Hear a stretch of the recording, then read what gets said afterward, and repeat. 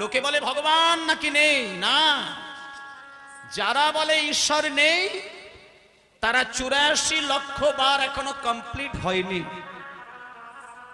80 লক্ষ বার বিভিন্ন প্রাণ জন্ম হয়, 4 লক্ষ বার মানুষের জন্ম হয়।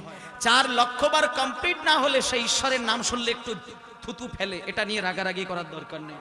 সবাই যে ঈশ্বরকে মানবে এটা তো হতে পারে না, হয় না। আপনারা যখন পেয়েছেন আপনারা এগিয়ে গিয়েছেন, যারা পারেনি তাদের এখনো পথ চলতে দেরি আছে। একটা সময় তারা আসবে, সেই জায়গায় আসবেই আসবে। মাগো, এখানে যারা কীর্তন শুনতে বসেছেন এই গ্রামেই দেখবেন, আমি বলে দিচ্ছি, আপনারা হিসাব করে খোঁজ নিয়ে দেখবেন, এই গ্রামে এমন কিছু মানুষ আছে যারা জন্ম নিয়েছে, মরেছে, খেয়েছে, ঘুমিয়েছে, কিন্তু কোনোদিন হরিবাসরে বসে কীর্তন শোনে। এমন একটা হলেও মানুষ বেরোবে কীর্তন কোনোদিন শোনে না। কিন্তু খোঁজ নিয়ে দেখেন, আমি গ্যারেন্টি দিয়ে দিলাম, যে মানুষ ঈশ্বরের নিন্দে করে, যে মানুষ পরচর্চা করে, যে মানুষ কীর্তনে চাঁদা চাইতে গেলে ছি ছি করে, আমি বলে দিলাম টাকার পাহাড় থাকলেও সংসারে এক বিন্দু শান্তি নেই। তার সংসারে জ্বালা দুঃখ যন্ত্রণা তাকে পিছু ছাড়ে না, অক্টোপাসের মতো জড়িয়ে থাকে। আর যে সবকিছুকে হারিয়ে দিয়ে শুধু হাগৌর বলে কাঁদে, হানিতাই বলে কাঁদে, সব নিতাই চরণে ছেড়ে দেয়, আমি বলে দিলাম সে অনেক সুখে থাকে, অনেক শান্তিতে থাকে। তাই ভক্তমণ্ডলী, ভক্তিমতী মায়েরা, মন্দির যদি বানাতে না পারেন টেনশন করতে হবে না। যদি বৃন্দাবন দ্বারকা না যেতে পারেন কিচ্ছু চিন্তা করতে হবে না, কিচ্ছু নয়। বৃন্দাবন নবদ্বীপে গেলে ওইখানে ভগবান নেই। আপনি যদি 20,000 টাকা খরচা করে বৃন্দাবনে যান, আপনি ভাবলেন তবে আপনি পুণ্য করলেন না। ওখানে যারা যায় প্রাকৃতিক ভৌগোলিক পরিবেশটা দেখতে যায়। চাকরি করে, টাকা আছে, বৃন্দাবন ঘুরে এলো, তা বলে কি রাধাকৃষ্ণের নুপুরের ধ্বনি শুনেছে নাকি বাঁশির শব্দ শুনেছে? ও সব শুনতে গেলে ভেতরে একটা ভক্তি থাকবে। সেটা আপনার তালপাতার কুড়ে ঘরে বসে বসেও যদি আপনি ভগবানকে ডাকেন, হঠাৎ করে দেখবেন আপনার কানে যেন কে বাঁশি বাজিয়ে দিল। ভক্তমণ্ডলী, ভক্তিমতী মায়েরা, আজকে আমরা ঠিক ঈশ্বরের প্রতি স্মরণ নেব এই আশায় কীর্তন আসরে বসলাম। কীর্তন আপনারা সারা জীবন শুনবেন, কিন্তু একটা কথা বলি, এতদিন আপনারা যে ভাবধারায় কীর্তন শুনেছিলেন, আপনাদেরকে একটু বলি, কীর্তন আসরে বসা মানে আপনি কিন্তু ভাববেন আপনি সরাসরি গোবিন্দকে সেবা করার জন্য বসলেন। কীর্তন শোনা মানে গোবিন্দের সেবা, এটা অনেকের জানা নেই। এটা একটা সেবা, এই সেবা চরম সেবা। এখানে এতটুকু মনোযোগ এদিক ওদিক করলে চলবে না। আজকে আমরা এই জায়গায় কীর্তন গান শুনতে শুনতে চলুন একজন পরম বৈষ্ণবীর ঘটনা আমরা শুনবো। আজকে এইখানে যে লীলা বা যে পালাটি শুনবো, অনেক মায়েদের একটা মনে মনে একটা বাসনা থাকে, কি পালা হবে সেটা আগে জানবো, সেই অনুসারে বসবো, নচেত বাড়িতে গিয়ে ভসর ভসর করে ঘুমাবো। আরে বাবা, তুমি তো 100 বছর বাঁচা মানে 50 বছর এমনিই ঘুমাচ্ছ। আর গ্রামে 2 দিন হরিনাম হয়, সেখানেও তোমার ঘুম। কি লজ্জার ব্যাপার গো মা। আমি বলি, গ্রামে যখন হরিনাম হবে জোর করে হরিবাসরে বসে থাকবে। যদি ঘুম আসে আপনি এইখানেই বসে বসে ঘুমান, আপনি বিছানায় গিয়ে ঘুমাবেন না। ঘুমিয়ে ঘুমিয়েও কিন্তু ভগবানের সেবা করা যায়। আপনি যদি হরিবাসরে বসে ঘুমান, আপনি ভাববেন না যে আপনি শুনছেন না, আপনি শুনছেন। আপনি, আপনার চেতনাটা বন্ধ আছে, কিন্তু আপনার প্রাণ শক্তিতে কিন্তু হরিনাম কর্ণ দিয়ে গিয়ে ধাক্কা দিচ্ছে। অতএব ঘুমাতে হলে হরিবাসরে ঘুমান, বাড়িতে গিয়ে ঘুমাতে হবে না। হরিনাম শুনবেন, বছরে অন্তত গ্রামে একবার তো হবে। এই 2 দিন আপনি ঘুমাবেন না। আজকের দিনটা আর গতকাল হরিনাম হয়েছে, এই 2 দিন যতটুকু কীর্তন শুনেছেন এইটুকু যাবে ঈশ্বরের কাছে। বাকি যা করবেন সব এইখানেই মাটি হয়ে যাবে, কিচ্ছু থাকবে না। তাই আপনাদের চরণে আমার বিনীত নিবেদন, আপনারা মন দিয়ে কীর্তন শুনুন। আজকে মায়েরা, আপনারা তো আমার মা জননী, তাই আপনাদেরই মতন এক মা জননীর একটা ঘটনা মন দিয়ে শুনবো। এই লীলাটি যদি আপনি মন দিয়ে আস্বাদন করেন, আপনারা বুঝতে পারবেন যে একটা মা, একটা মেয়ে, একটা নারী কেমন করে ভগবানকে তার কোলের সন্তান বানিয়েছে। আমিও গ্যারেন্টি দিচ্ছি, আপনিও যদি পারেন ঈশ্বরকে আপনার কোলে বসিয়ে দুগ্ধ খাওয়াতে পারবেন। ঠিক কিভাবে আপনি চললে, কি ধারায় আগালে ভগবানও আপনার সঙ্গে কথা বলে, এর প্রমাণ আজকে লীলার মধ্যে শুনতে পাবো। চলুন সবাই মিলে। নদিয়া জেলার মাঝে কৃষ্ণ নগর ধাম, নদিয়া জেলার মাঝে কৃষ্ণ নগর ধাম, জেলার মাঝে কৃষ্ণনগর ধাম, নদিয়া জেলার মাঝে কৃষ্ণনগর ধাম, ওতে মহিয়সী নারে চন্দ্র শশীনা, অতি মহিয়সী নারী চন্দ্র শশীনা, অতি মহিয়সী নারী চন্দ্র শশীনা।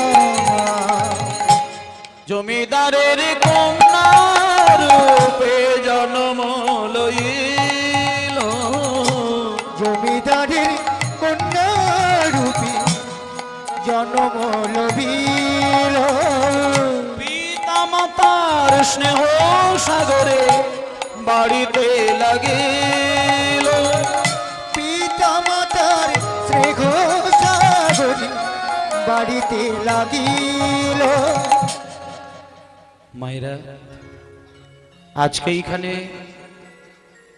যে লীলা বা যে পালাটি শুনবেন আপনারা খুব মন দিয়ে শুনবেন। আপনারা তো বিভিন্ন জায়গায় বেড়াতে গিয়েছেন, আমি আজকে আপনাদের অনুরোধ করব যে লীলাটি শ্রবণ করবেন সেই জায়গায় একবার হলেও অন্তত আপনারা যাবেন। যদি গিয়ে পৌঁছাতে পারেন, প্রণাম তো আপনারা বারবার করবেন, সেইখান থেকে ধুলো নিয়ে সে একটু বাড়িতে রেখে দেবেন। কি মূল্যবান একটা জায়গা কল্পনা করতে পারবেন না, কি শক্তি সেই জায়গায় রয়েছে। আমি ঠিকানাটা দেব, শেষকালে দেব ঠিকানাটা, এখন দিচ্ছি না, শুধু লীলাটা ভালো করে আস্বাদন করুন। আজকে যে লীলাটি শুনবেন এমন কিছু নয়, সামান্য একটা মেয়ে ছেলে নারী যার বাবার অনেক টাকা পয়সা ছিল, মানে একাধারে বলা যায় যে একটা জমিদারের কন্যা। এবার একটা কথা বলি, বাবার যদি পয়সা থাকে, কারোর কোনো বাবা যদি পয়সা বেশি থাকে, যদি বাবা কোনো জমিদার হয় বা রাজা হয়, বলুন রাজা জমিদারের ছেলেরা কি চট করে ভগবানকে মানে না।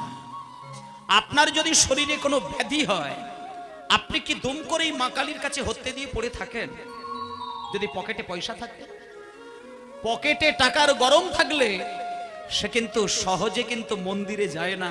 সে ভেলোর, চেন্নাই, কলকাতা, দেশের বিভিন্ন জায়গায় গিয়ে যখন সব ফুটে সানলাইট হয়ে যায়, তখন মা কালীর কাছে সেইবার আছাড় খেয়ে কাঁদেন। এটা হচ্ছে মানুষের ধর্ম। তাই আজকে যে মা জননীর ঘটনা শুনছেন, বাবা হচ্ছেন একজন বিরাট জমিদার, বিরাট জমিদার। জন্ম থেকেই সোনার চামচ মুখে করে জন্ম নিয়েছিলেন। আস্তে, সোনার চামচ মুখে করে ছোট্ট মেয়ে ছেলে জন্ম নিল। বাবার অনেকগুলো টাকা পয়সা, একেবারে টাকার পাহাড় হয়ে বসে রয়েছে। হ্যাঁ, কেজি কেজি বাড়িতে সোনা, কেজি কেজি হিরে মুক্ত, কোনো অভাব নেই। তাই মেয়েটা যখন জন্ম নিল, বাবা স্থির করলেন যে আমার তো একটাই মেয়ে, আমি মেয়েটার যখন বিবাহ দেব, আমার জামাই যিনি হবেন তিনিও যেন আমার মতন জমিদার হয়, আমার মতো জমিদার যেন আমার জামাইও হয়। এখানে যত মায়েরা আছেন আপনারা বলুন না, আপনি যদি খেতে না পান, আপনি কি চাইবেন যে আপনার মেয়ে যাদের বাড়ি যাবে তারাও খেতে না পাবে? আমরা তো মানুষ, আমরা তো সবসময় চাইবো ছেলে মেয়ে সুখের কথা। তা আজকে দেখতে দেখতে জমিদারের কন্যা নাম হচ্ছে চন্দ্র শশী দেবী। 5 বছর বয়স থেকে মেয়েটা ধীরে ধীরে ধীরে ধীরে ধীরে ধীরে একটু একটু করে বড় হলো। মায়েরা যখন মেয়েটা বড় হয়েছে, বাবা চিন্তা ভাবনা করলেন মেয়েটাকে এইবার বিবাহের ব্যবস্থা করতে হবে। এইবার দেখতে দেখতে চন্দ্র শশী দেবী, মায়েরা কথাগুলো একবার স্থির মনে এইবার শুনুন। তাহলে আজকে যে জমিদারের কন্যা, যে মেয়েটি, তার নাম কি বললাম? চন্দ্র শশী দেবী। ভুলবেন না, আমি শেষকালে গিয়ে জিজ্ঞেস করবো। তাহলে চন্দ্র শশী দেবী যখন একটু বড় হয়ে গেল, বাবা চিন্তা করলেন মেয়েকে এবার বিয়ের ব্যবস্থা করতে হবে। তাড়াহুড়ো করে মেয়ের বিবাহের জন্য একটা ছেলের সন্ধান করলেন। কোথা থেকে সন্ধান করলেন? ঠিকানাটা আমি দিয়ে দিচ্ছি। নদিয়া জেলার নাম আপনারা শুনেছেন। নদিয়া জেলার কৃষ্ণনগর বলে একটি জায়গা আছে, সেই কৃষ্ণনগরের কাছাকাছি একটা জমিদারের ছেলের সঙ্গে যোগাযোগ তৈরি করলেন। ইতিমধ্যে ব্রাহ্মণ দিয়ে দিন স্থির হয়ে গেল, কবে বিয়ে হবে তার দিনও স্থির হয়ে গেল। এবার দেখবেন মা, কোনো মেয়ের যদি বিবাহের দিন স্থির হয়ে যায়, যার মেয়ে তার মা বাবার কিন্তু রাতের ঘুম কিন্তু আর থাকে না। যতদিন না বিয়েটা হয় ততদিন মা বাবা যেন অস্থির হয়ে ওঠে। প্রত্যেক বাড়িতেই এটা হয়। এখানে যে মা জননীর বা যে বাবার মেয়ের বিয়ে হয়েছে তারা এটা প্র্যাকটিক্যালি জানেন। বিয়ের দিন ধার্য হয়ে গিয়েছে মানে আর ঘুম নেই, মা বাবা অস্থির হয়ে যাচ্ছে। তাই আজকে জমিদার গিন্নিমা, জমিদারের যে মেয়ে চন্দ্রশশী, তার বিবাহের দিন ধার্য হয়ে গেল। ইতিমধ্যে দেখতে দেখতে দেখতে দেখতে দেখতে দেখতে বিয়ের দিনটা এসে গেল। বিয়ের দিন যেদিনকে আসলো, সকাল থেকে কত আত্মীয় স্বজন, কত পাড়া প্রতিবেশী, কত সাধুগুরু বৈষ্ণব লাইন দিয়েছে জমিদারের মেয়ের বিয়ে হবে, কত ভালো ভালো খাবার খাওয়াবে। সকাল থেকে লাইন, সন্ধ্যার পর থেকে হই হই শব্দ পড়ে যাচ্ছে। কি অপূর্ব পরিবেশ, ব্রাহ্মণ দিয়ে পুজো, বিবাহ শুরু হয়ে গেল, বিয়েও হয়ে গেল, রাতটা কেটে গেল। সকালবেলা যখন হলো মায়েরা, আপনারা বলুন তো মা, বিয়ের রাত্রিটা যতটা আনন্দে কাটে সকালবেলাটা ততটা আনন্দে দেখা দেয় কি? ঠিক সকালবেলায় যখন আপনার আদরের সন্তানটি চিরতরে আপনাদেরকে ছেড়ে দিয়ে বিদায় নিচ্ছে, কোন মেয়ে ছেলে সহ্য করতে পারে? আর একটা কথা বলি মা, বাড়িতে যদি ছেলে মেয়ে হয় দেখবেন বাড়ির ছেলেটা মাকে বেশি ভালোবাসে আর বাড়ির মেয়েটা বাবাকে বেশি ভালোবাসে। চন্দ্রশশীর বিয়ে হয়ে গেল, ইতিমধ্যে রাত্রির কেটে গেল। সকালবেলায় স্বামীর হাত ধরে যখন এইবার রাজবাড়ি থেকে বেরিয়ে যাবে, মায়ের কাছে গিয়ে প্রণাম করতে গিয়ে মেয়েটা তো আছাড় খেয়ে কাঁদছে বটে, কিন্তু বাবার কাছে গিয়ে যখন প্রণাম করতে গেল সহ্য করতে পারলো না, আছাড় খেয়ে মেয়েটা মূর্ছা চলে গেল, জ্ঞান হারিয়ে ফেললে। যে বাবাকে এত ভালোবাসা দিয়েছে, যে বাবা মেয়েকে বুকে মাথা রেখে আদর দেখিয়েছে, সেই বাবাকে ছেড়ে দিয়ে চলে যেতে হবে, মেয়েটা সহ্য করতে পারলো না। কেঁদে কেঁদে কেঁদে কেঁদে জ্ঞান হারা হয়ে গেল। মাথায় জলের ছিটে দিয়ে জ্ঞান ফিরিয়ে দিয়ে বাবা মেয়েটাকে হাতে মাথা রেখে বলছে, মা কাঁদিস না, কাঁদিস না মা, কাঁদিস না। একটা কথা বলি, কষ্ট হলেও মেনে নেওয়ার চেষ্টা কর মা, মেয়েদের পরের ঘরেই জন্ম হয়। এতদিন তুই আমাদের কোলে ছিলি, কিন্তু ভেবে নি আমরা পর, আমরা কেউ নয়, তোর আপনজন তোর হাত ধরে নিয়ে যেতে এসেছে, তুই চলে যা। তুই তোর আপনজনকে ভালোবাস, আপন বাড়িতে গিয়ে সংসার সাজা, দেখবি সুখেই থাকবি। তবে আমি একটা কথা দিলাম, মা কাঁদিস না, মা কাঁদিস না। আমি কথা দিচ্ছি, জীবনে যদি কোনোদিন দুঃখ কষ্টের মধ্যে পড়িস আমাকে খবর দিবি, আমি কয়েকটা দিন গিয়ে তোর কাছে থেকে দেখা দিয়ে আসবো। বলুন প্র্যাকটিক্যালি এই ঘটনাগুলো ঘটে না? জমিদার গিন্নিমা বিয়ে হয়ে গেল, মাকে বাবাকে প্রণাম করে কেঁদে কেঁদে পাগল হয়ে যাচ্ছেন। সেই মেয়েটি যখন কয়েক ঘন্টা পরে স্বামীর বাড়িতে গেলেন, ভালো করে ঘটনাটা মন দিয়ে শুনবেন মা। আজকে যে জমিদার মা চন্দ্রশশীর ঘটনা শুনছেন, এর সত্য ইতিহাসের প্রমাণটা আমি ঠিকানা দেব, গিয়ে দেখে আসবেন সেই জায়গাগুলো। কয়েক ঘন্টা পরে মা বাবাকে ছেড়ে যখন স্বামীর বাড়িতে গেলেন, স্বামীর বাড়িটা দেখা মাত্র চন্দ্রশশীর একটু আনন্দ হলো। মনে মনে স্থির করলেন, যাক বাবা, আমার বাবার যেমন কি সুন্দর বাড়ি, আমার স্বামীরও বাড়িটা খুব সুন্দর। দেখতে দেখতে দেখতে দেখতে মা বাবার প্রতি ভালোবাসাটা একটুখানি সরিয়ে নিয়েছেন মেয়েটা। মা বাবার প্রতি ভালোবাসাটা একটুখানি সরিয়ে নিয়ে স্বামীর প্রতি ভালোবাসাটা তৈরি করলেন। কিন্তু মা স্বামীকে কিন্তু ভালোবেসে ফেললেন, তবে স্বামীকে স্বামী বলে ভালোবাসলেন না। স্বামীকে শুধু স্বামী জ্ঞানে নয়, স্বামীকে স্বামী দেবতা বলে মনে করলেন। একেবারে হৃদয় মাঝে স্বামীকে বসিয়ে রেখেছেন। কি ভালোবাসা, কি শ্রদ্ধা, কি ভক্তি, কি প্রেম! স্বামীকে স্বামী দেবতা বলে বলে মনে করেন ওই মেয়ে ছিল। কিন্তু মা, কপাল যদি কারোর খারাপ হয়, টাকাই তো কপাল ফেরাতে পারে না। বেশ কয়েকটা দিন স্বামীর প্রতি ভালোবাসা আর বাড়ি সাজানো সবই সামলায়। কত কিছু মেয়েটা সামলাচ্ছে, গোছা গোছা টাকা নিয়ে আলমারিতে গুছিয়ে রাখছে, কেজি কেজি সোনাগুলোকে লকারে ভরে রাখছে। কিন্তু মা চন্দ্রশশী দেবীকে তার বাবা মা একটা শিক্ষা কিন্তু দেয়নি, ওই জায়গাটাই ভুল হয়ে গিয়েছেন। মেয়েটাকে টাকা গুনতে শিখিয়েছেন, শাড়ি বাঁচতে শিখিয়েছেন, শাড়ি পরতে শিখিয়েছেন, স্বামীর ঘর করা শিখিয়েছে, কিন্তু কেমন করে ঈশ্বরের প্রতি ভালোবাসা দেখাতে হয় এটা তাকে শেখায়নি। কেমন করে সন্ধ্যাবেলা দুটো ধূপকাঠি নিয়ে এইভাবে ঘুরিয়ে ঠাকুরকে প্রণাম করতে হয় এটি মাকে কেউ দেখায়নি, জানায়নি। আর আজকে হঠাৎ করে কয়েকটা মাস পরে ভালোবাসার পাত্র স্বামী দেবতা, স্বামীর সুখে ভালোই ঘর করছিলেন, কয়েকটা মাস পরে চন্দ্র শশী দেবীর স্বামী মৃত্যুবরণ করলেন। স্বামী দেবতা মারা গেলেন। যখনই স্বামী দেবতা মারা গিয়েছে সঙ্গে সঙ্গে মা হে ভগবান,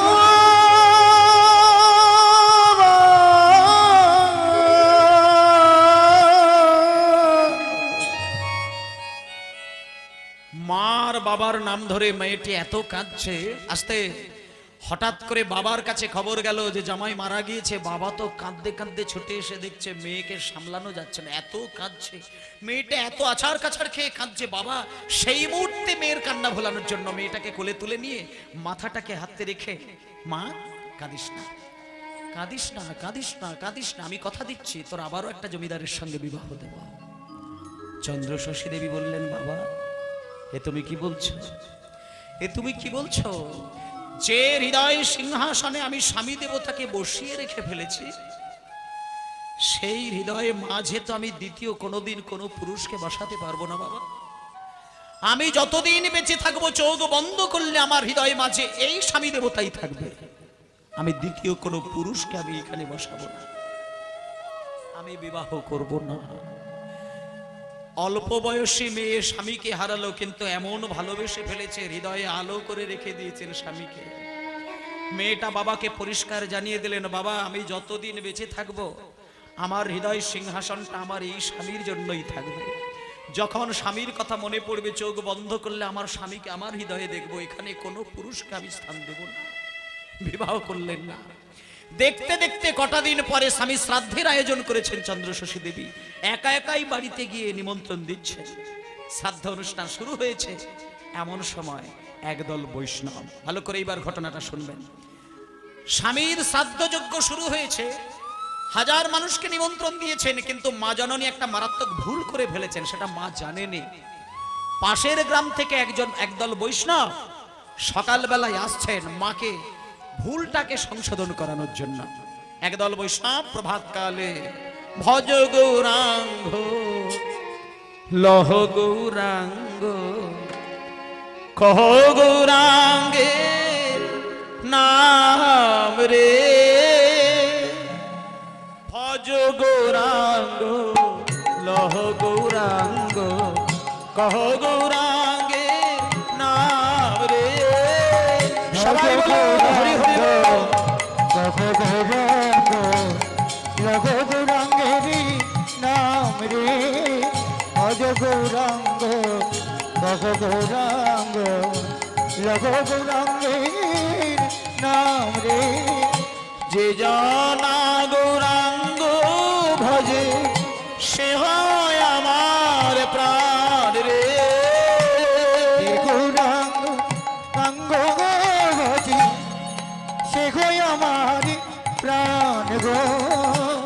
যে গৌরাঙ্গ ভজে সে হয় আমার প্রাণ রে। আর যে জানা গৌরাঙ্গ ভজে সে হয় আমার প্রাণ রে। জনা গৌরাঙ্গ ভজি সে হয় আমার প্রাণ রে। ভজ গৌরাঙ্গ লহ গৌরাঙ্গ ভজ গৌরাঙ্গের নাম রে। ভজ গৌরাঙ্গ কহ গৌরাঙ্গ লঘ গৌরাঙ্গের নাম রে। ভজ গৌরাঙ্গ লঘ গৌরাঙ্গ কহ গৌরাঙ্গের নাম রে। সবাই বলে বলো নিতাই গৌর হরি হরি বল, হরি হরি বল, হরি হরি বল।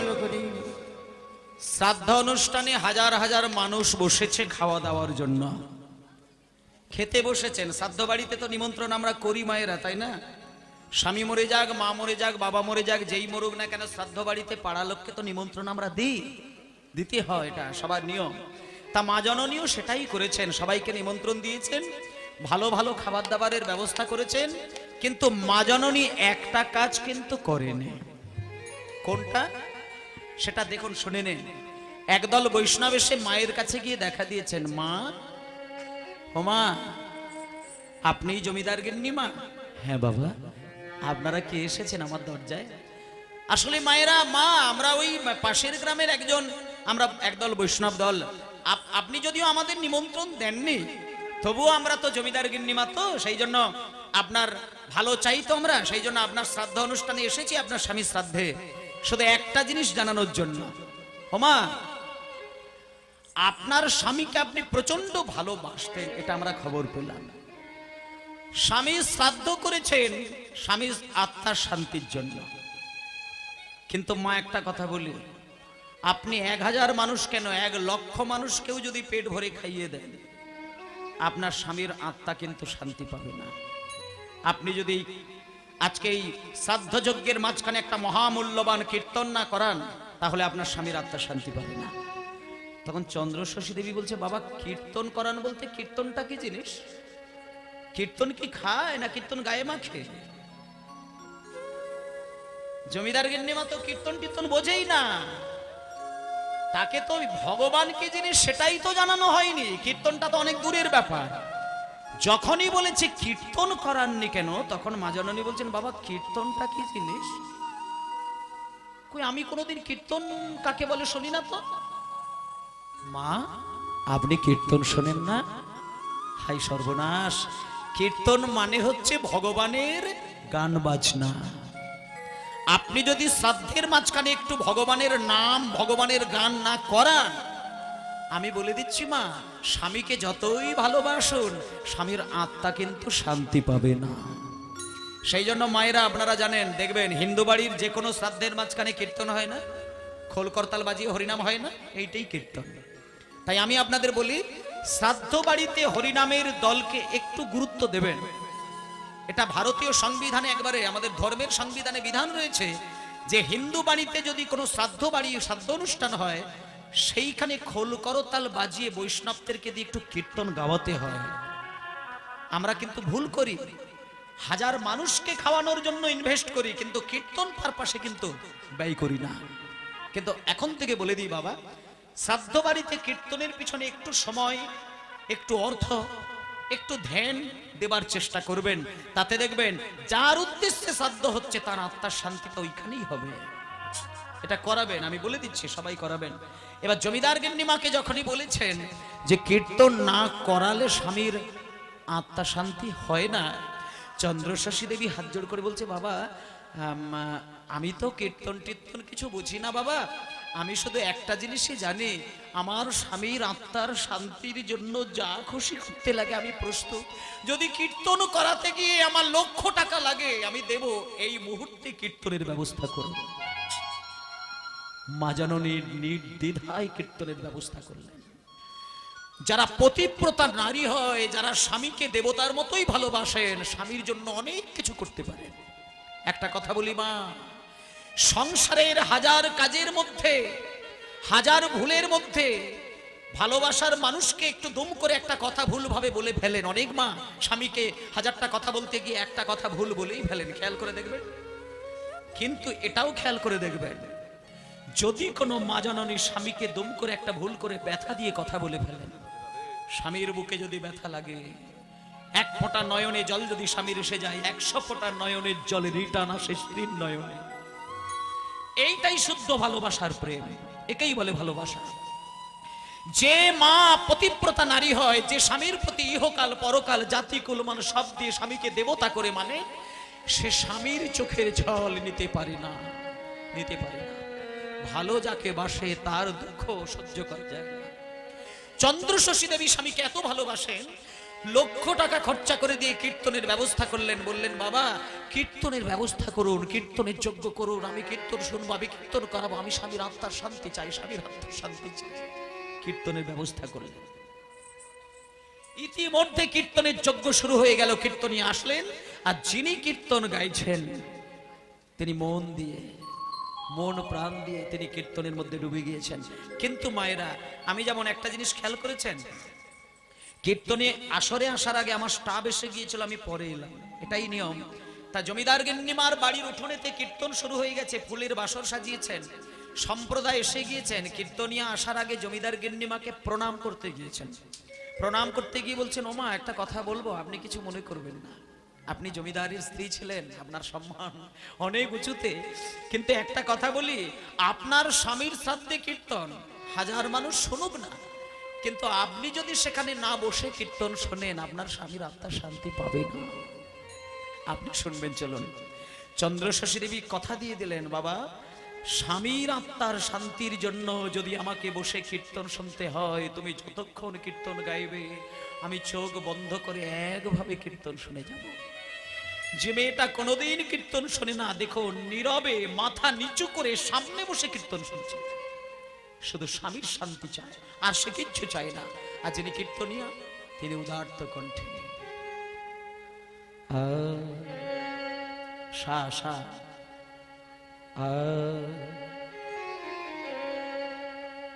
তুমি নির্মল, আসতে সারে সা কোমল দে, সা কোমল দে, তুমি নির্মল। তাই হয়েছে, অন্য গানে ছিল তো সেই জন্য একটু বেরিয়ে গিয়েছি, কিন্তু জটে ধরে টেনে নিয়ে এসে করতে হবে। সারে তুমি নির্মল করো, মঙ্গল করে মলিন মর্ম মুছায়।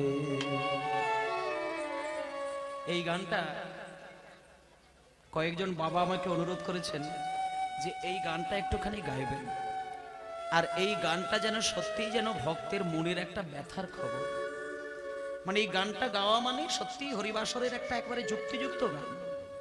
মানে ভগবান তো পারলে সবই পারে, আর ভগবান যদি না চায় তাহলে আমার কি ক্ষমতা আছে যে আমার হৃদয়টাকে মন্দির বানানো? হৃদয়টা মন্দির বানাতে পারলে তবে তো সেখানে দেবতা থাকে, মন্দিরে দেবতা থাকে, কিন্তু গুহায় কি থাকে? দাঁড়া, গুহাতে কি থাকে? গুহায় বাঘ থাকে, সিংহ থাকে, আর মন্দিরে দেবতা থাকে। মন্দির কি করে প্রমাণ হবে?